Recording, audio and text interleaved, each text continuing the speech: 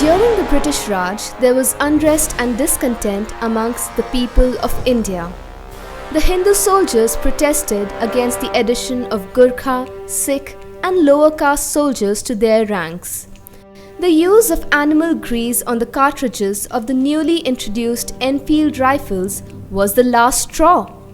While loading the rifles, soldiers had to bite off the end of the cartridges. It was made up of either pig or cow fat, which violated the religious sentiments of the Muslim and Hindu soldiers. In 1857, 3 regiments of the army refused to use the ammunition of the Enfield rifles and demanded that Bahadur Shah Zafar take over as the ruler of India and the head of the rebels. Mangal Pandey is one of the most famous figures of this uprising who attacked the British regiment. He was later arrested and hanged. This uprising came to be known as the Sepoy Mutiny or the Revolt of 1857. Soon after, another regiment revolted. 90,000 men from the Bengal army joined the mutiny. After suffering major losses in Kanpur and Lucknow, the British sought the help of the loyal Sikh and Gurkha forces and managed to ward off the army of rebels near Delhi. In response to the mutiny, the British Parliament passed an act abolishing the East India Company. India became a crown colony to be governed by the British Parliament directly. In the following year, the title of Viceroy was bestowed upon the Governor-General of India by Queen Victoria. She introduced a policy of divide and rule which prevented Indians from uniting to rebel against her.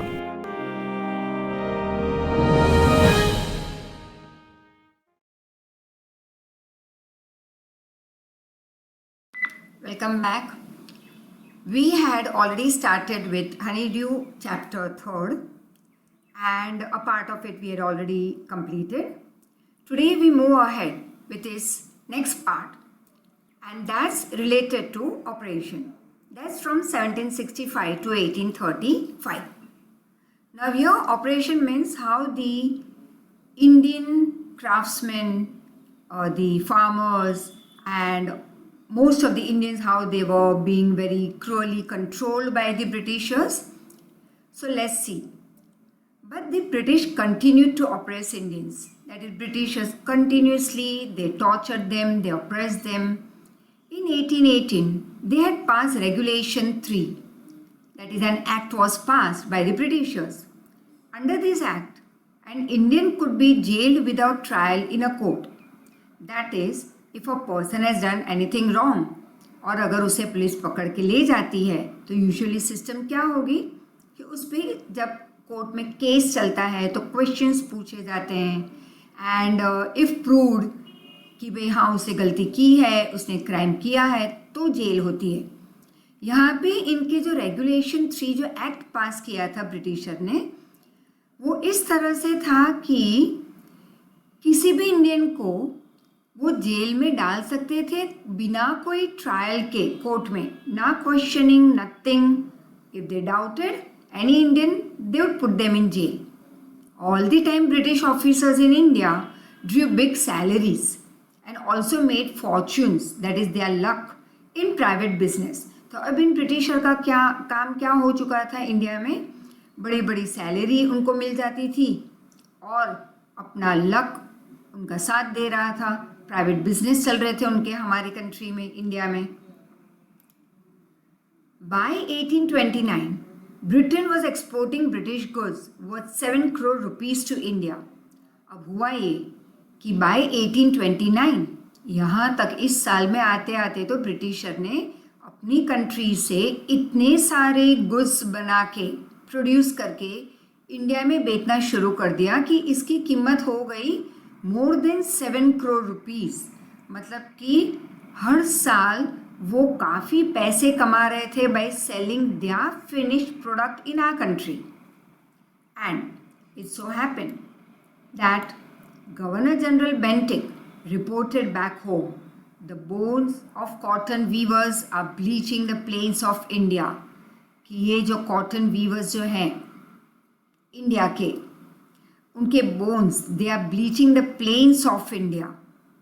That is this people, this cotton weavers, they were initially were able to, मतलब कि starting में काफ़ी कुछ वो काम कर सकते थे, but due to this people, उनकी जो पॉलिसीज थी, उन्होंने इन बेचारों के पास इतना काम ले लिया था that now they were not able to move ahead. उनकी इंडस्ट्रीज डिस्ट्रॉय कर दी गई थी, उनको टॉर्चर किया जाता था. एंड ये जो ब्रिटिशर्स थे, they prospered on the company's loot while Indian industries began to die. अब यही इंडियन इंडस्ट्रीज को उन्होंने क्या किया, इनको एकदम डिस्ट्रॉय कर दिया और खुद पैसे वाले बनते गए. और इनकी जो हालत थी, इंडियन वीवर्स, आर्टिसंस, क्राफ्ट्समैन, इन सब के दिन डे आफ्टर डे उनकी हालत खराब होती जा रही थी. They were being destroyed by the Britishers. Now related to dissatisfaction, education India was in Persian and Sanskrit. अब इंडिया में दो भाषाएं चल रही थी फॉर एजुकेशन, पर्शियन और संस्कृत. इन 1835 Englishman named Macaulay suggested a change. अब 1835 में आगे मिस्टर मैकुले, ही सजेस्टेड मतलब उन्होंने एक सुझाव दिया कि हम इंग्लिश एजुकेशन स्टार्ट करते हैं इंडिया में. We should teach the natives, natives मतलब इंडिया में रहने वाले लोग, हम Indians, we should teach the natives through the English language. तो अग्री कर लिया गया by the governor generals and all. उनको हाँ मिल गई कि चलो स्टार्ट करते English education in India. English education produce clerks to home. The British gave very petty jobs, means low post jobs under them. अब ब्रिटिशर खुद ऊंची पोस्ट पे बैठते, लेकिन जो इंडियन इंग्लिश एजुकेशन एडॉप्ट करके या इंग्लिश में पढ़ाई करने के बाद जो इंडियन काम पे लगते, तो उनको जो काम मिलता था ब्रिटिशर के ऑफिस में, that was very low post. Incidentally it also produced a new generation of intellectuals. लेकिन पढ़ाई करते करते हुआ ये कि इंटेलेक्चुअल्स पैदा होने लगे, एक नई जनरेशन आ गई इंडिया में, क्योंकि वो लोग पढ़ाई इंग्लिश में करते थे. तो नेचुरली बहुत सारी इंग्लिश ऑथर्स की बुक रीड करने लगे, इंग्लिश न्यूज़पेपर्स रीड करने लगे, उनको पूरी दुनिया का नॉलेज मिलने लगा था. So that was what brought a big difference in the life of Indians through this Indian educated people who got their education in English. मतलब कि ये ब्रिटिशर्स इंग्लिश एजुकेशन लाए थे अपने सेल्फिशनेस की वजह से. उनको चाहिए था इंडियंस विथ इंग्लिश एजुकेशन, लेकिन कम सैलरी में उनको काम दे दो तो उनका काम हो जाता था. लेकिन उनको पता नहीं था कि यही सारे इंडियंस इंग्लिश में एजुकेशन लेने के बाद one fine day they will stand in against them and revolt.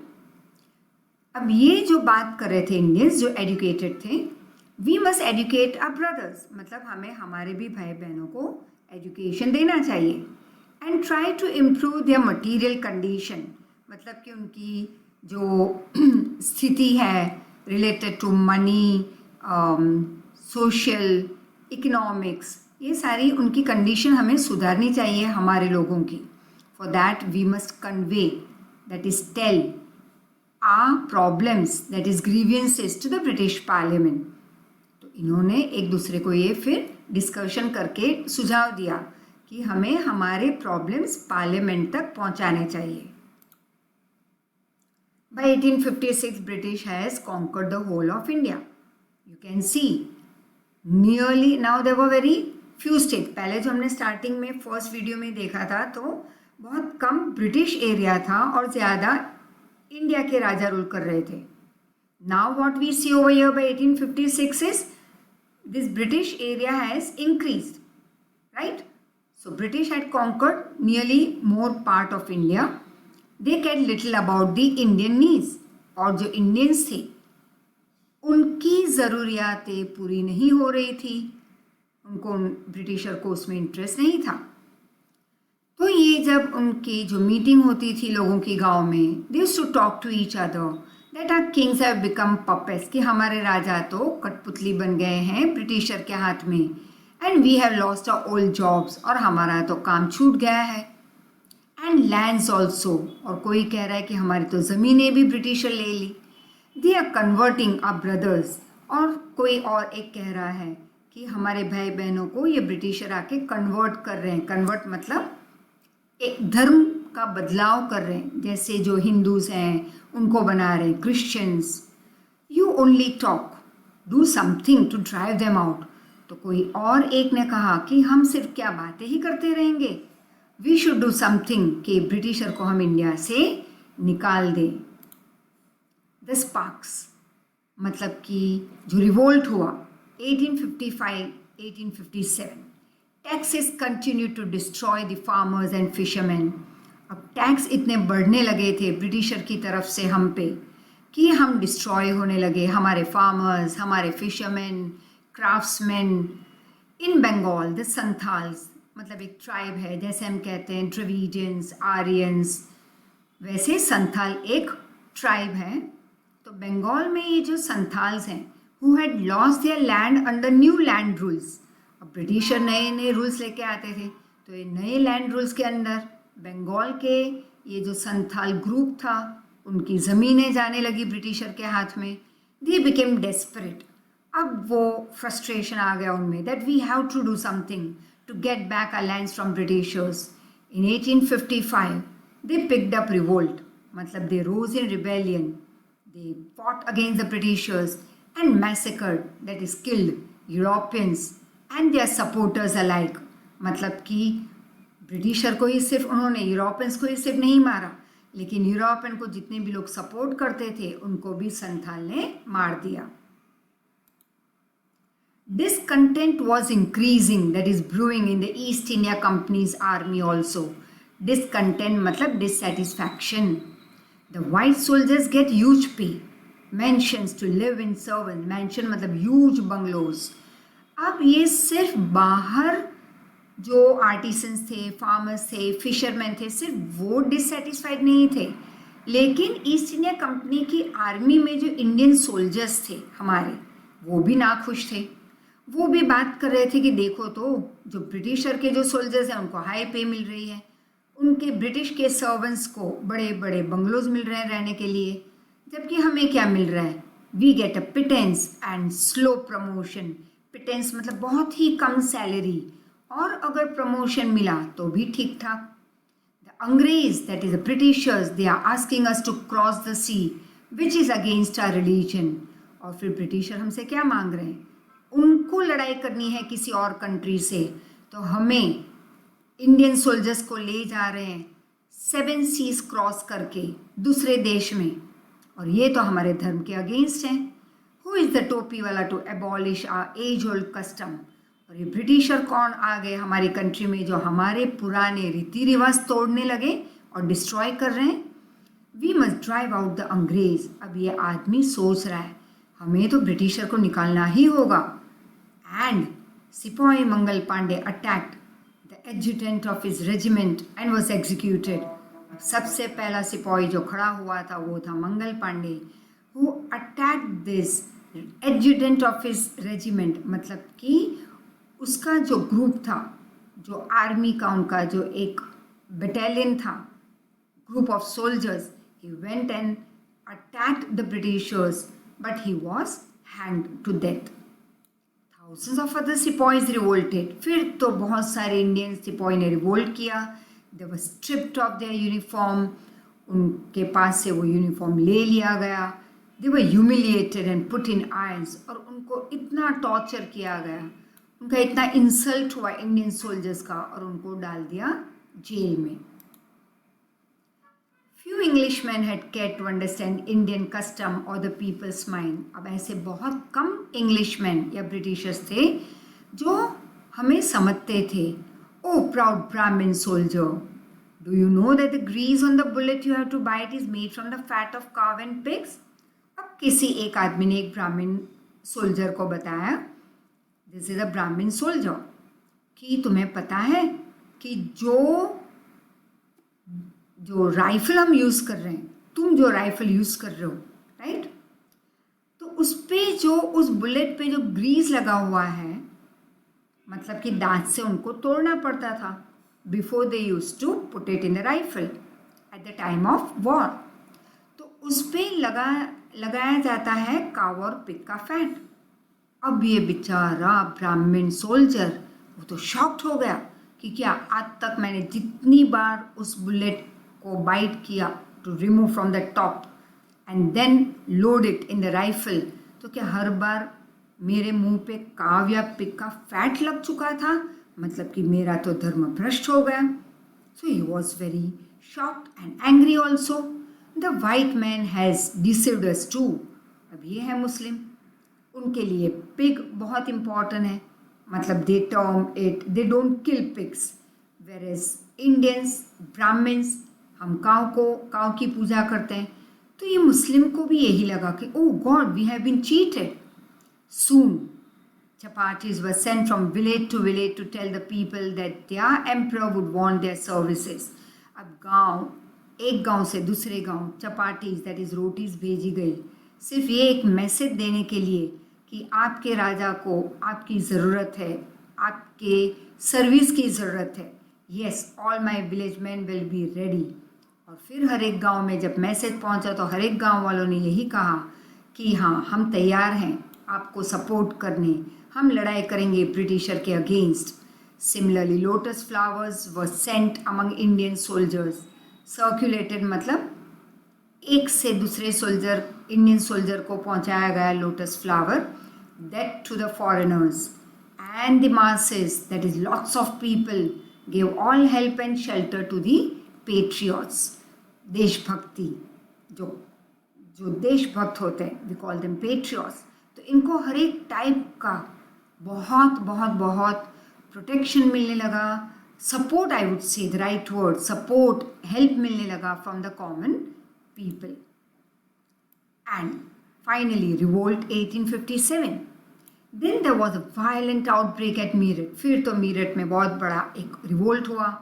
Sepoys went to Delhi, long live our emperor Bahadur Shah, and the rebellion spread wider. फिर तो पूरे इंडिया में अलग अलग जगह पे रिवोल्ट हुआ। Many landlords had lost their land because of the British policies. Britisher के नए नए रूल्स, उनकी वजह से बहुत सारे हमारे ज़मींदारों की ज़मीन चली गई थी। And they were very angry and they were very sad at the same time. The white man's rule must end. और उन्होंने जाके अपने अपने राजाओं को कहा हमें इस ब्रिटिशर को निकालना होगा। और राजाओं ने कहा yes, we are there, you support me and I am there to support you, we all will support each other to throw away the Britishers from our country. The fight for freedom. Many former rulers like Begum Hazrat Mahal of Lucknow were bitter. बहुत सारे rulers दुखी थे। The white man has taken away my kingdom also. और उसने कहा मेरी ज़मीन भी तो चली गई है, मेरा राज्य ले लिया गया है by the britisher. They joined the upsurge, that is revolt, fight against the foreigners. तो जैसे बेगम ने ज्वाइन किया ये रिवोल्ट, वैसे बहुत सारे राजा और रानियों ने रिवोल्ट, जैसे हम कहते हैं ना बेगम, राइट, अलग अलग जगह पे हर बार एक राजा ही नहीं था जो रूल करता था, कई बार वहाँ पे बेगम भी होती थी। तो but they were called the rulers of that area. तो सारे रूलर्स ने ज्वाइन किया रिवोल्ट। पॉपुलर लीडर्स लाइक मौलवी Ahmadullah of Faizabad told the people, rise brothers rise, that is stand up, awake, जागो, the अंग्रेज is destroying our land। तो जागो और रिवोल्ट करो, एक साथ हम ब्रिटिशर को निकालेंगे।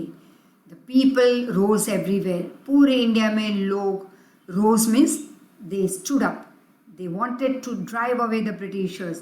जैसे कि बरेली में, कानपुर, इलाहाबाद, हर एक जगह पे लोगों ने रिवोल्ट के लिए अपनी विश बताई।